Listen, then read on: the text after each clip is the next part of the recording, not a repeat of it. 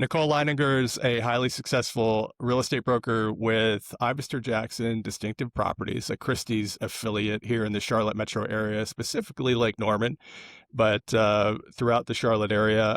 Nicole, welcome to the podcast. Thank you for having me. Great to have you. I'm so glad we were able to coordinate this and have this conversation. You've had an amazing career. We've been acquainted for a few years. We're both in the same market here in the Charlotte area and Lake Norman region.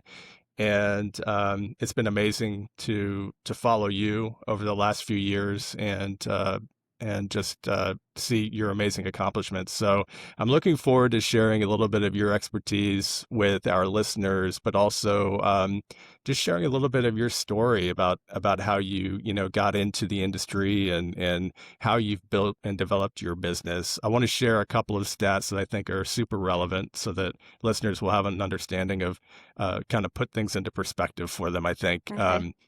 2024, you had a sales revenue of just over 39 million. And that was on 27 transactions, pretty even split too between buyers and sellers. And that came to an average of right around $1.5 million per transaction. So well established in the luxury market, I would say, and tremendous job. So congratulations on amazing 2024. Thank you. It was a lot of fun. A lot of fun, a lot of work, no doubt. Right. Um, Nicole, share before we dive into the business and your marketing and your branding and how you've developed this business for yourself. Share for listeners a little bit of your background. Where are you from, and how'd you get into this crazy business? I'm originally from and was born and raised in Denver, Colorado, and I come from a family of real estate. My grandfather and my dad and my stepmom were all residential, and my brother is actually a commercial broker. And so right out of college, did some traveling, started with some marketing, but eventually ended up in new construction sales. And then once I met my now husband is when I got my license and started off assisting my dad and my stepmom in Colorado because they were kind of getting on the retirement age and they wanted to go travel for months at a time. So probably about 20, 21 years ago is when I started on their team and learned from them. And sorry, I was just adjusting my level. Did you start in Colorado or here in the Lake Norman area? I did. So I've been licensed in 4 states. With my husband's job, we did transfer several times. So I have been licensed in Colorado, Pennsylvania, North Carolina, and California. Wow. And we came to North Carolina the first time in 2000 and I believe it was 2012, 2013. And we lived here until 2018. And we had an opportunity to go back to Colorado. And so we went back home because that's where my whole family is. And we missed the lake too much. We kept coming back to visit friends. We would travel. We would come back to the lake. And we made a family decision to come back in 2020. Literally moved in the week of COVID.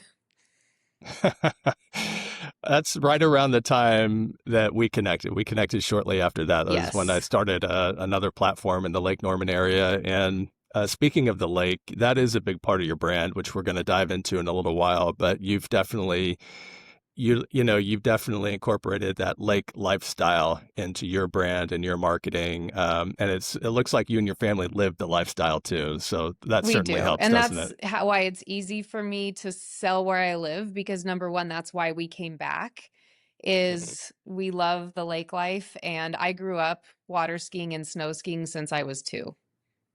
Wow. Okay. Well, I think that what you're doing in your marketing has been outstanding. Your social media is excellent. You've done a lot of work in YouTube as well, which I admire a lot. I think that that's an underutilized channel for that not enough brokers are taking advantage of. So it's great for those who are, Mm-hmm. because it's not quite saturated, and you've done some amazing work there. We're going to talk about that in a little bit, but I'm curious to know, and this is probably a tough question because there's so many parts to it, I'm sure, but what would you say are some of your primary keys to success in the luxury niche. I think a lot of brokers would love to work in the luxury niche. I think there is a barrier to entry for sure.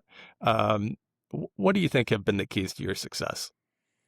Number one, I do strongly believe in a luxury brand. So I do think the company that stands behind you has a big part of that because we all work together and it's a place, it's where you meet people. Not only is it just clients I have had of who they've referred me to that are in those price points, but there's just a lot of things to do around the lake that attract luxury buyers in a sense.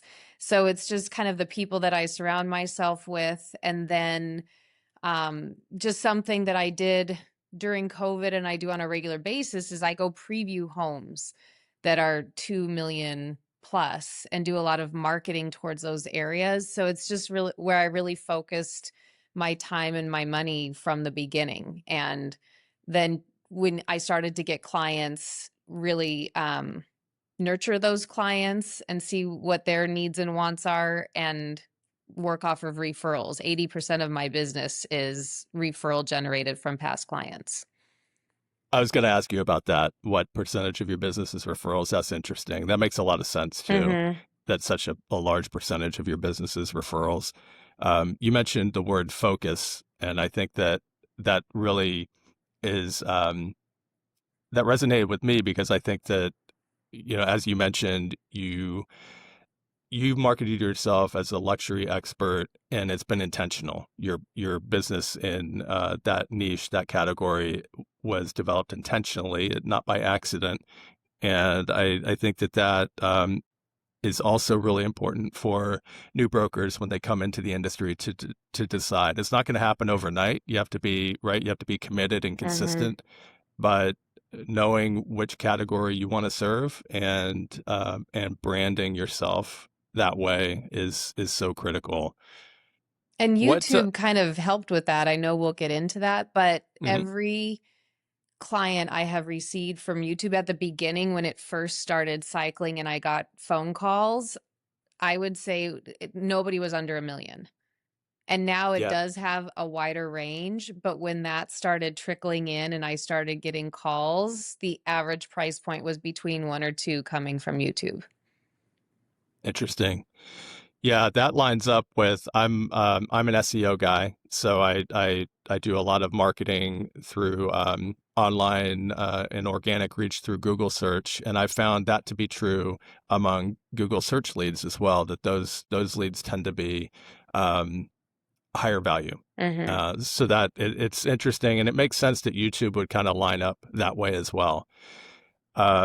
Yeah, I think it's an underutilized channel, but you've done a wonderful job on it. But you've also had, so there's been some commitment on your part. You don't, it's not homemade vlogging. Your videos are very well produced, very refined, and they look tremendous. I know you've Thank had you. some assistance there. So along those lines, what would you say to realtors as far as how they should invest? Is it important, do you think, to have uh, if you're going to dive into YouTube to begin with a real high quality mindset in mind?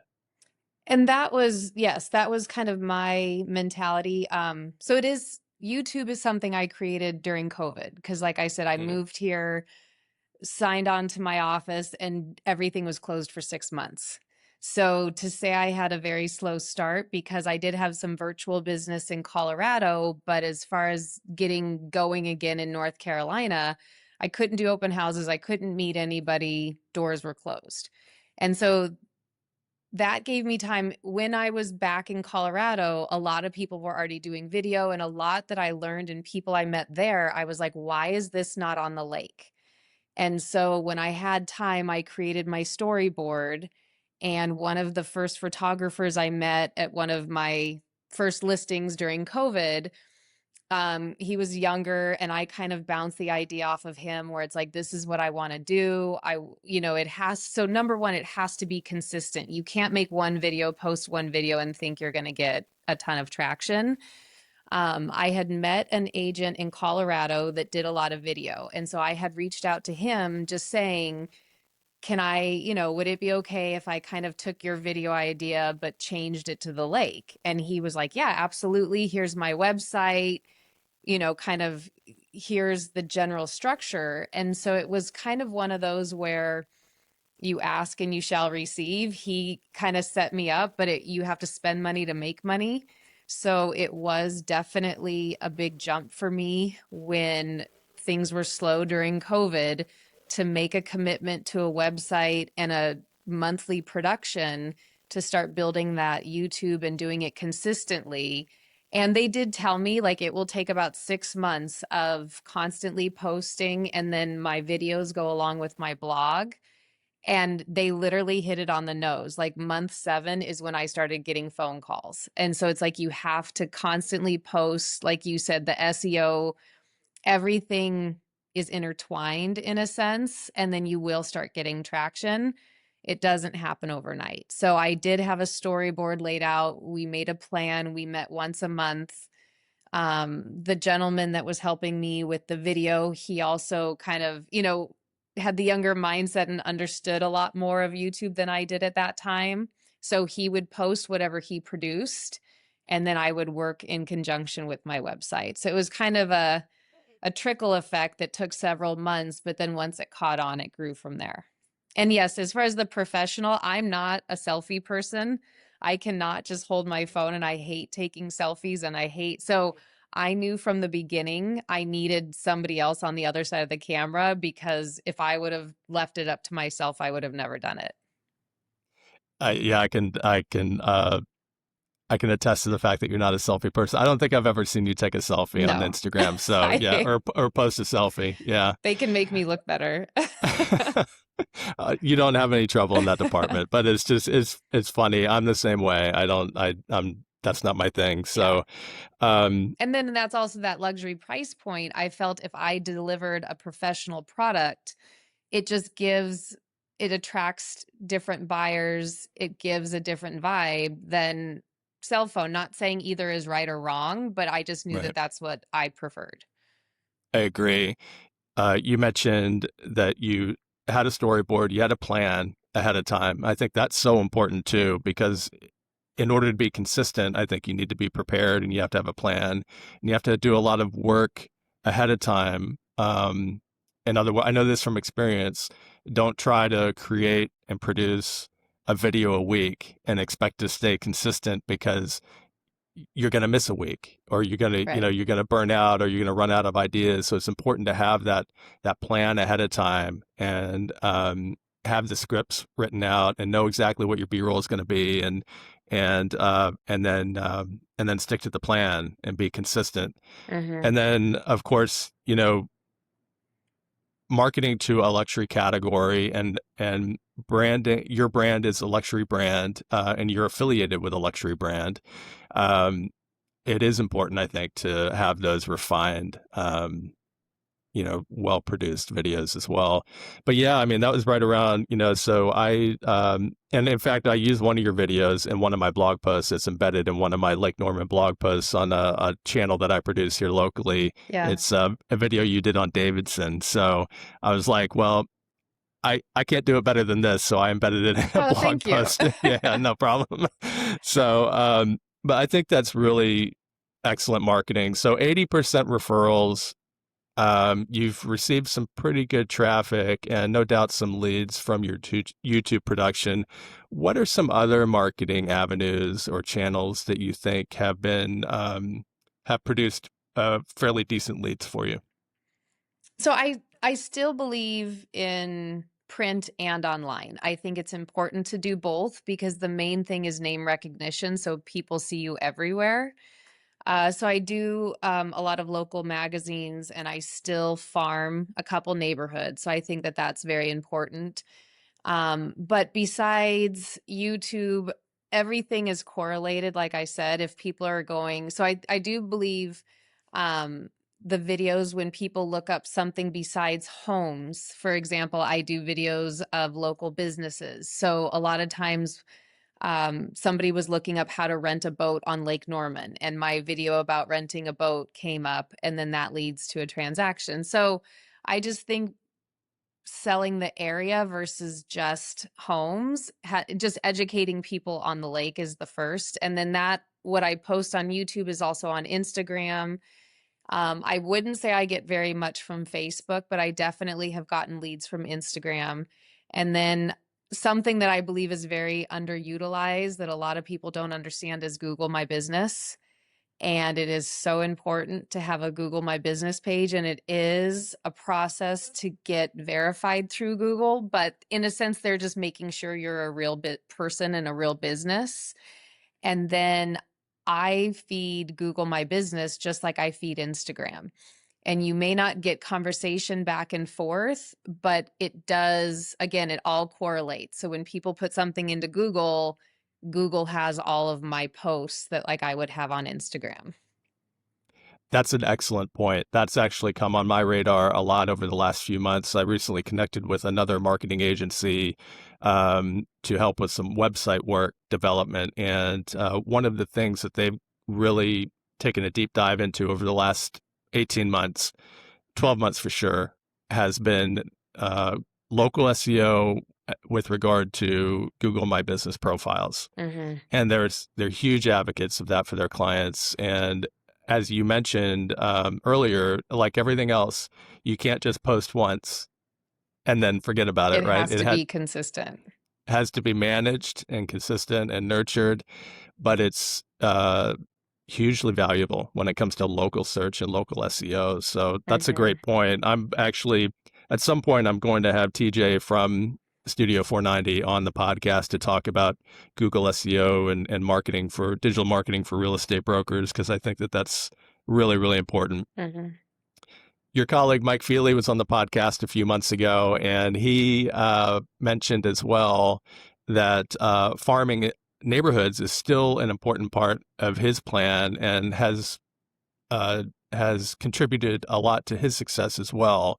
So I think that that's important too. The balance between digital and print. Print's still relevant if it's again intentional, and I believe if if you have a strategy behind it. Yes. Yeah, I still How do both because I feel the same as Mike to where it's like the areas that you live and specialize in, people need to know who you are. And just by providing the basic information, everybody wants to know what their house is worth, what the neighborhood is doing. So it's very simple to do on a monthly basis, and you're just always top of mind. So besides internet and Google, the number one thing I do is keep in touch with my clients. And I would say 90% of my clients I hang out with on a regular basis after the transaction, whether it's dinners or kids or something else, because that you just always need to be top of mind. Yep. Yeah, absolutely. I noticed also, correct me if I'm wrong, you participated in a record sale in Cornelius, North Carolina this past year. Can you tell me a little bit about that? Yeah, I always like to tell people it's important to answer your phone so that um so yes, the owner of Ivester Jackson and so Lori Jackson had the listing. It was listed for 12 million in Cornelius, and it was on the market for about 30 days. It is literally the most amazing home I have seen on Lake Norman. It was just very unique, had beautiful shoreline, beautiful views, and then of course multiple offers were received. So it really kind of told the story of how Lake Norman is growing and how many people are really interested in the lake and the higher end ultra luxury properties. But the funny story is I was actually in Hilton Head for a quick spring break getaway, and the bikes were in the beach, and we went to the ocean for a little bit. And when I came back, I had a missed call, which most people would have just ignored it. And 99% of the time, it's spam. And I called the number back, introduced myself, said that I missed the call. And the gentleman just started talking, said that he, was Googling, looking at a couple different agents, and then just started telling me what he was looking for on the lake. And we probably looked for about 2 or 3 weekends. And it's a long story, but ended up with that Sure. house. So I, it was I it love was an it. incredible experience, and like I said, it was a lot of fun. Just getting to experience that home and working with great buyers.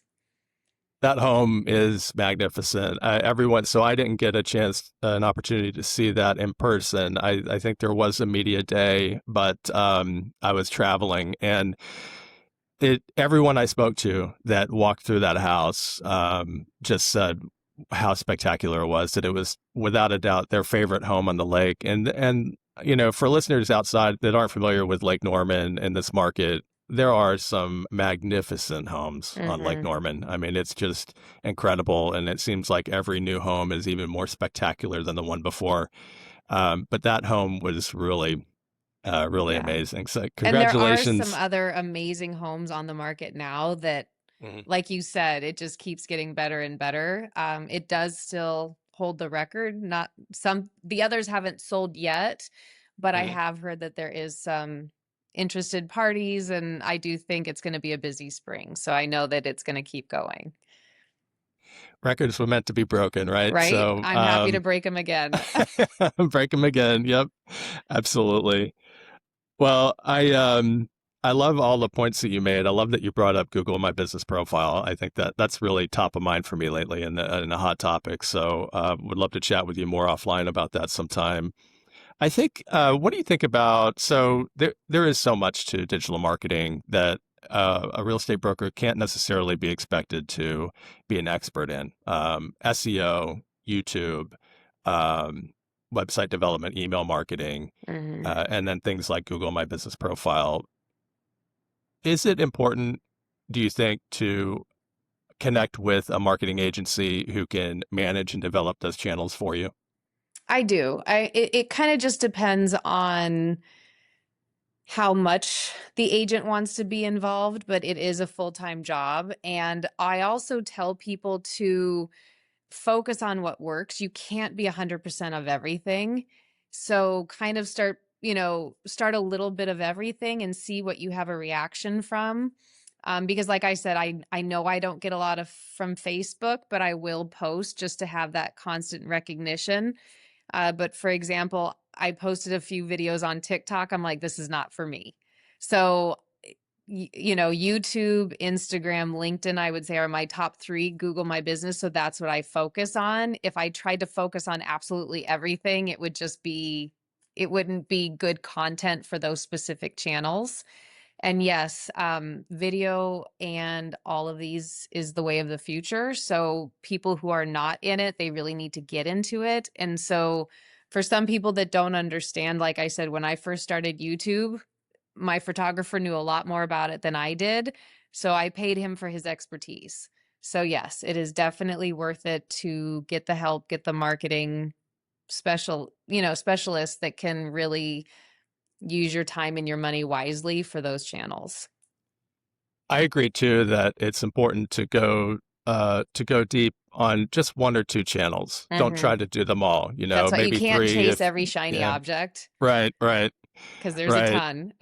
Yeah. And then focus on, let's say you are producing content and marketing on three channels: Instagram, YouTube, SEO, and see which one is producing, and then triple down on that channel. Mhm. So And which yeah, one you get the most interaction with, yeah, yeah. and just to learn the basics, because I know a lot of people where it's like if you get a comment on something, you have to reply. It's like that's what's telling the systems that people are engaging, and you just simply reply and have conversations within the platform, which helps tremendously. But sometimes people post and they don't respond to any of the comments. And like so little things like that that are so easy to do are the little tricks people need to learn. That's so true. I'm terrible at replying to comments. Hmm. I think that's a big, um, that's something I need to improve on in 2025, or I need to hire someone and give them my password and Right? tell them to Have them reply to all the manage it. comments. But yeah, that's, understanding those nuances of each channel is important too. And I think it's important to know a little bit so that you understand what your marketing agency is doing for you. Mhm. And that's like the And same with reviews. On Google My Business, reviews are huge, but you have to reply to them. mm, Interesting. Okay. Yeah, that's good to know. Hmm. Yeah. All right. So one other topic I wanted to ask you about was how important do you think? I'm huge into networking. Obviously, that's why I produce this podcast. I produce another one here locally in the well, actually two in the Charlotte market, and uh, I'm a huge advocate for developing relationships with amazing referral partners or partners who just help you elevate your professionalism, your talents, your skills, and your business as well. So not only do I love to network with potential referral partners here locally, I love to network with outstanding brokers like yourself who just give me a lot of really great ideas and inspiration for what to do with my business and how to build my brand and that sort of thing. So I'm just curious, how important do you think is personal one-on-one networking? Because that is the difficult thing to scale. It takes time to do that. You can't scale that like digital marketing. What do you think about Right. that? I absolutely believe in networking and think it is very beneficial. So not only, like you said, referral partners, because whomever I refer to my client reflects on me. So I want to know them personally. I want to know that they will deliver the same level of customer service. But also just with other agents, I feel that there is ample business for everybody, so we can learn from each other. And like you just said, whatever little tidbits we can give each other, everything may not work for everybody, but just to learn that one new skill or one new tip, it helps all of us in the long run. So I love networking locally. And also, too, locally is when I submit an offer or they submit an offer on my listing, we know each other. We trust each other. We know it'll be a smooth transaction. So it is very important to have a good, strong reputation with local agents. And then I also travel and meet a lot of agents in other states, especially our feeder markets, for two reasons. One, I always want to be top of mind if somebody says I'm moving to North Carolina, whether or not it is my area of expertise, I want to be first person that they think of. And if it's outside of my area, I know somebody else to refer them to. But then also too with my YouTube, I do get a lot of buyer leads and they often are selling in another state. So I like to know agents in other states. So again, it's a personal connection and somebody I can hand them off to and know that they will be well taken care of. So there's 1,000 benefits to networking both locally and in other states. Traveling to feeder markets. Tell me a little bit more about that. That's interesting to me. What is that? What does this travel look like, and what do you do while you're in those areas? Well, I usually do a conference or it's an organized event. So, for example, Christie's has a networking event at least once or twice a year, and it will be in different areas. There's also a group called the Master Circle, which is the top 5% of Christie's, and we will have separate meetings just to get to know each other, but just marketing ideas, but getting to know agents that would probably be in the same price bracket for those referrals. So I always travel like within the network to meet other agents in other states. I've also traveled for more of a business coaching, and I would say some of our biggest feeder markets are Texas, California, Colorado, New York, Florida. So I want to meet a ton of agents, but I do tend to focus on trying to making relationships in those areas because I know that's where we'll exchange business. So it's always for a reason. So for example, I also traveled to do ninja training at one point just to meet people in other areas, but you're also, you know, learning and getting new skills while you're meeting new people. Yeah, absolutely. And that's another advantage of the fact that Officer Jackson is affiliated with Christie's International Realty is that you do have a network of highly successful brokers who specialize in the category in which you specialize as well, that you can network with nationwide and even globally.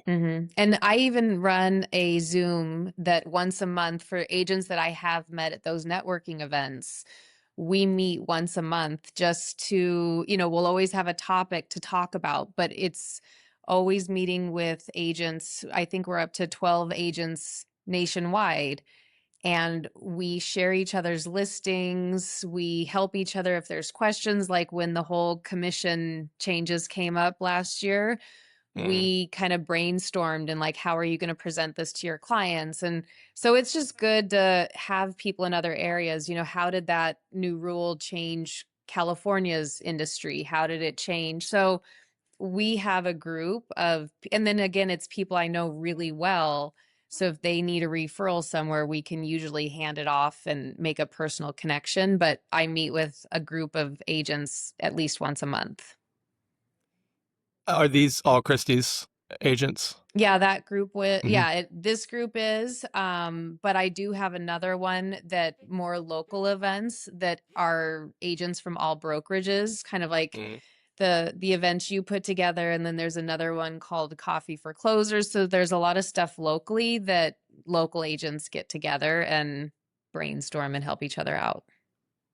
Yeah, Coffee for Closers, I've noticed on social, that looks like a really cool gathering. Hmm. Always at a really unique property and really well set up and well planned. And I think a lot of broker open now too. A lot of agents are attending and participating. It's not just, if I hold a broker open, it's not just going to be our agents. Agents Hmm. from all other companies come and join. And something, not to go back to marketing, but I've started to do broker video events where people can create their own video at my listings, and I've had people from all brokerages come. So I'll pay for the video where they do their intro and they're promoting my listing. And all you do is tag the listing agent, but hopefully they'll bring me a buyer. And the whole point Hmm. of doing that is now it just got seen by hundreds of thousands of people because they're promoting it on their pages.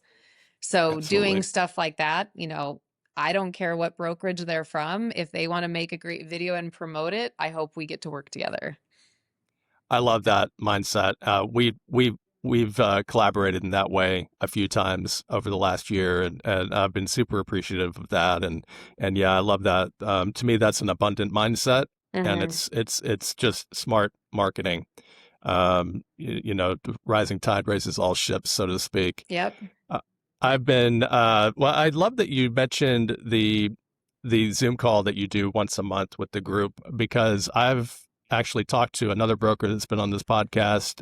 Ran an idea by him that actually one that you and I both know. I'm not going to mention his name, but we I asked him. I say, what I'd really love to do with this podcast with Epic Agents is at some point to have a group of 20 or so, plus or minus whatever that number might be, from around the country, that we can jump on a call once a month and start sharing some wins and losses, Hmm. some trends in those areas and that sort of thing. And uh, I that's an idea that I have. I would love for you to participate in that. I'm not going to put you on the spot right now, but as I develop that idea and have a Yeah. plan, I will reach back out and let you know, and would love for you to be on that. Yeah. No, I love that. I look at it as like group coaching or group counseling, whatever you want to call it.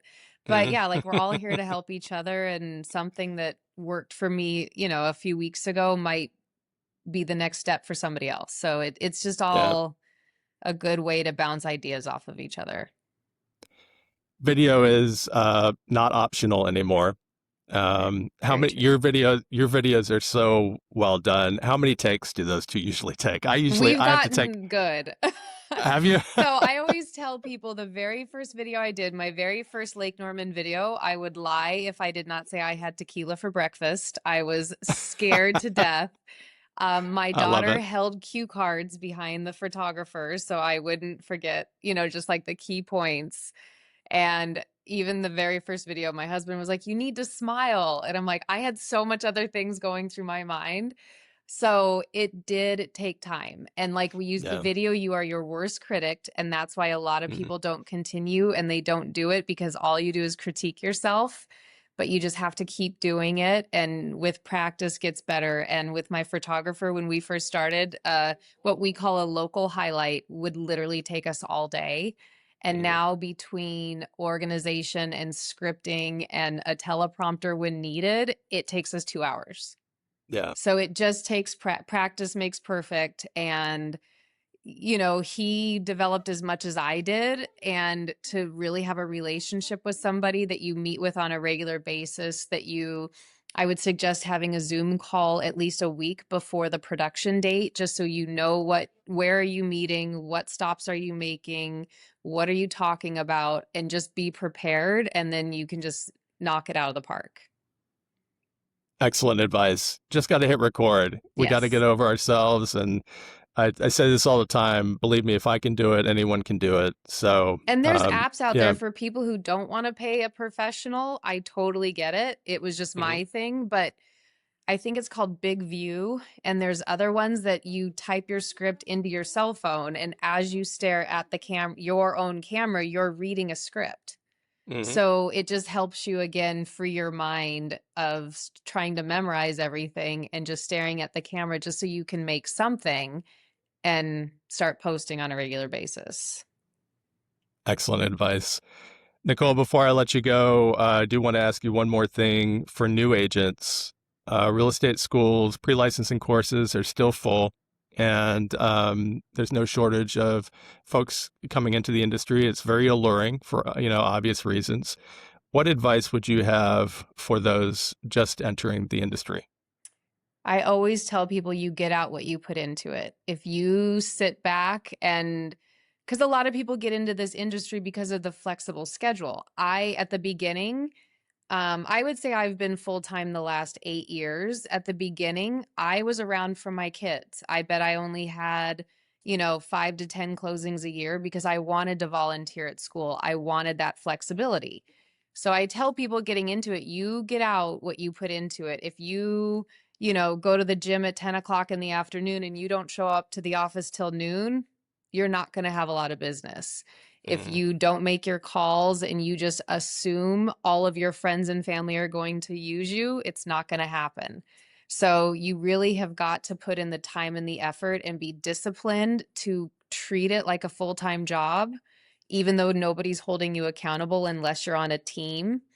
We're here not to be babysat and we're here to be independent. So you have to put the work in and to really just talk to people whatever office they join. I really think the best thing to do is to hold open houses. That's the best place to meet buyers, which when I first moved to North Carolina, that was one of my first transactions because they came in and they needed to sell before they buy. And so mhm. I really think for new agents, once they feel comfortable, I think open houses is a great way to meet people. And then that's kind of how you start building your sphere and reaching out to people you know. So it's a process and not to get discouraged because I do think once it starts going, it will start snowballing. But a lot of times it takes a few months to get that first transaction. Absolutely. Yeah, I think open houses is, I agree that that's a great way to start building your experience and your confidence and generating some leads Mhm. organically. And ask to shadow agents. I have some agents that I'm mentors to, and just come with me on a day of showings or come with me to a listing appointment because a lot of clients, if I just introduce somebody saying, they're here if we need help, but they just wanted to watch today, everybody's okay with it. Yeah, yeah. I'm a firm believer that, especially new in the industry, to maybe sacrifice a little in the beginning and do some work for somebody who's doing the kind of work that you want to do, or whether Hmm. it's ask them to be for a mentorship or ask to be their assistant or to assist them in in their day to day. And yeah, that's a great way if you can just suck it up for a couple of years. You could really, I believe that's a great way to jumpstart a fabulous career. Yeah. Get out what you put into it. I tried to tell that to a business partner. It fell on deaf ears forever, but that man, that hits home for me. You truly get out what you put into it, and Hmm. real estate's no different. Yeah. It's it's a lot of work, but Yeah. And it you works get it. both ways to learn that balance too. Because we have our busy seasons where it's like I feel like I work 90 hours a week, but then when it slows down too, you got to keep that consistency Mhm. you can't. However, a lot of people say take off Christmas or take off the fourth quarter. You don't do that. You keep going. Right. Yeah, the time to you don't stop marketing in your downtime, right? Right. It's And a there's a yeah, rule in real estate, it will happen if you go out of town. So my yeah, dad used to say, plan a trip every 6 weeks and you'll have the best year of your life because you yeah. will get so busy the day you leave. That's awesome. Yeah, and your trip to Hilton Head proves that, doesn't it? Well, and then, so Yeah. yes, I got the call when I was in Hilton Head and it physically went under contract when I was in Turks and Caicos. Oh wow. The two trips I took this year. That's awesome. Yep. I love it. Nicole, once again, thank you so much for. I know you're super busy. I appreciate you taking the time to join the podcast. How can listeners learn more about you and connect with you? Well, I greatly appreciate you having me and for the invite. The best way to learn more about me would be my website, www.nicoleleininger.com, and that's Leininger. Also, too, my name is my handle for all of my social media. So, Nicole Leininger Realtor on Instagram, Facebook, LinkedIn, they're all the same. And phone number is 704-450-6280. I'll have links, of course, in the description for this episode and look forward to tagging you on social media when we release this. Nicole Leininger, super successful real estate broker here in the Lake Norman, Charlotte area, and just an awesome all around person as well. With Ivester Jackson Distinctive Properties, a Christie's affiliate. Nicole, thanks again. Thank you, Jeff. Thank you for all your support all the time.